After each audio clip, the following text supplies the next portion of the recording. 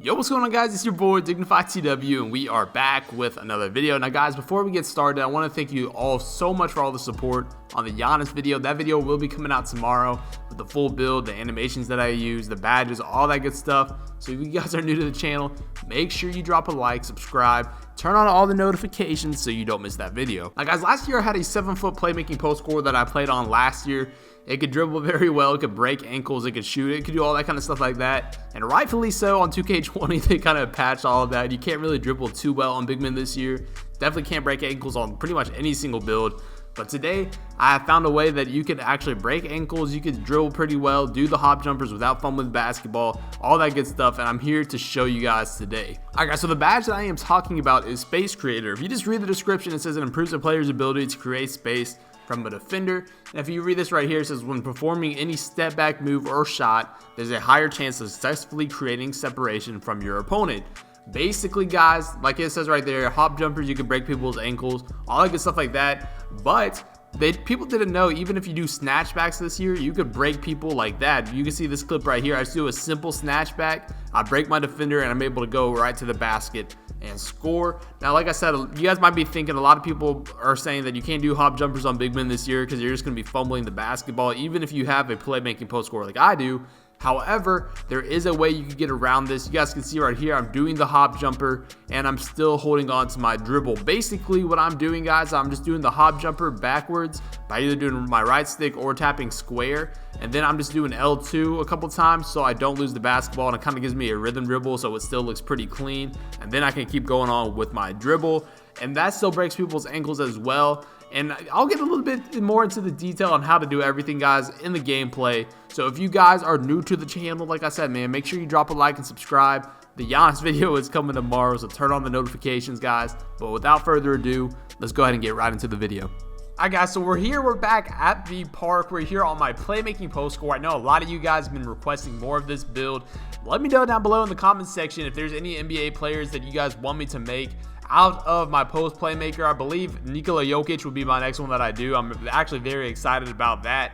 But today I wanted to bring you guys this because a lot of people have been asking me how I've been dribbling on a center this year. A lot of people didn't know last year that centers were stupid overpowered with dribbling.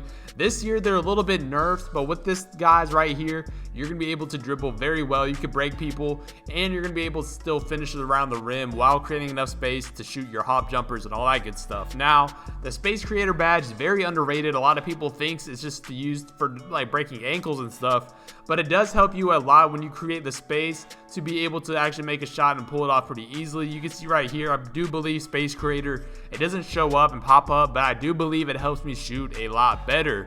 Now, guys, it's been a few days since the hot zone patch little thing has came up. Now, if you don't know and you haven't played enough, a lot of people have been saying they reverted it, but it's actually still glitched. The first game that you play, the hotspots are going to be there, and then after that they disappear and they're going to be your park hotspots. I don't really understand that, but this gameplay right here, I do have my hotspots, and you'll see the next gameplay that I do not. It's still glitched, but let me know down below in the comment section what your guys' thoughts are with the hotspots and how they're going to be divided into the park and NBA. My personal opinion, guys, I definitely wanted to bring this up because I don't know if you guys have seen it. I've been tweeting at the devs a lot about this. In my opinion, it makes the RNG a lot worse, and it makes the gameplay a lot less consistent.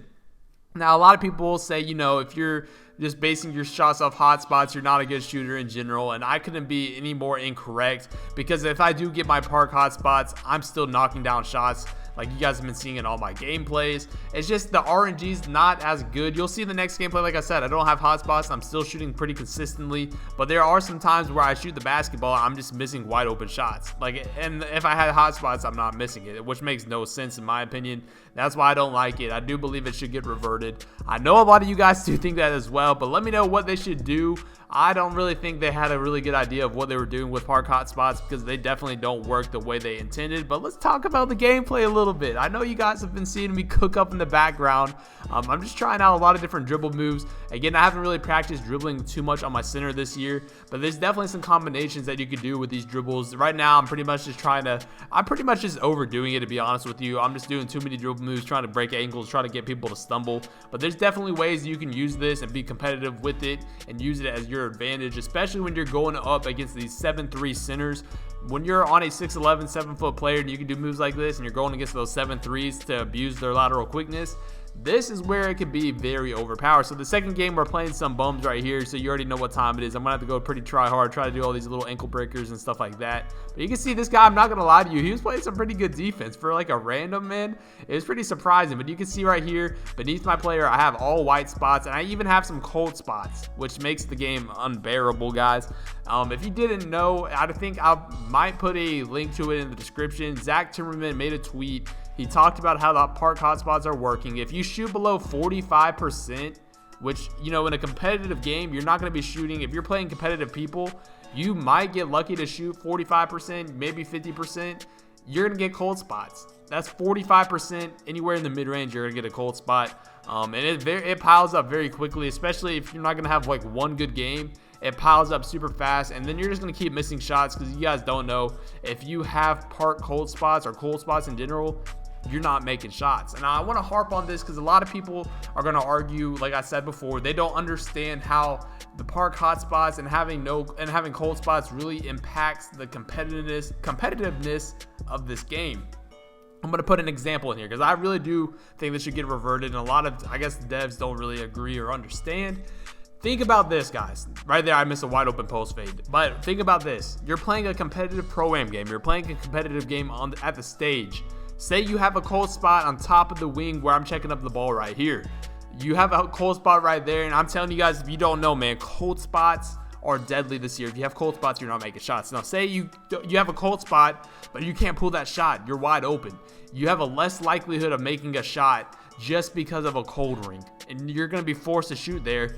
You're not going to be able to make the shot. Now, that's not a competitive, or that's not a really a skill gap type of thing, in my opinion. If you're not able to shoot just because of a cold spot, that's a GG. There's no point. That's all RNG. And like I said, guys, I don't have my hotspots in this game. You can see I made it bounce back that last time. The time before that, I missed a wide open, well-timed shot. And in the same spot, pretty much, I made a bounce back. So that's just RNG in my opinion.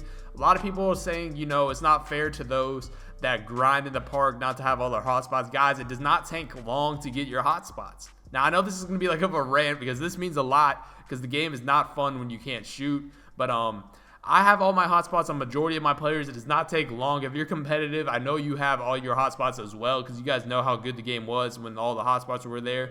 But if you're competitive, you had all of them to begin with. So it's just, I don't know, guys. I think it should be reverted. Make sure you tweet out revert hotspots 2K so they can hear your tweets because a lot of people, I think, they're not even talking about it anymore. And it's definitely something that could be addressed.